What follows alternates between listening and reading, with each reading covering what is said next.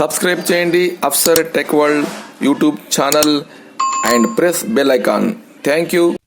When people think of life in Europe hundreds of years ago, they often think of castles built of stone with huge towers.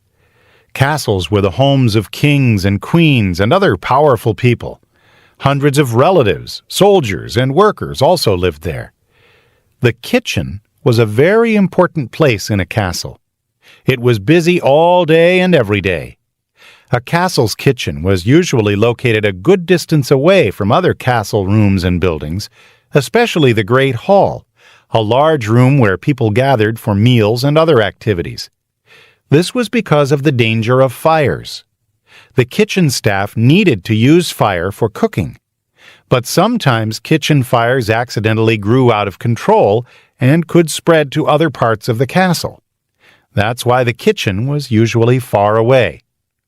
Each kitchen also had a garden where vegetables were grown. Back then, food could not be frozen or kept in refrigerators like today. Some vegetables could be stored underground, but not for long. So most vegetables were picked fresh from the castle garden as they were needed. But of course, a king's dinner consisted of many other ingredients like bread, meat, and fish. To prepare a full meal, many cooks were needed. The castle kitchen employed a whole team of people, some of whom made bread, and others who prepared desserts or cooked meat dishes. The chef was like a head manager, who was responsible for making sure that the team of assistants did their job right. Although chefs would also be involved in the cooking of some parts of the meal, their main task was to supervise the whole team.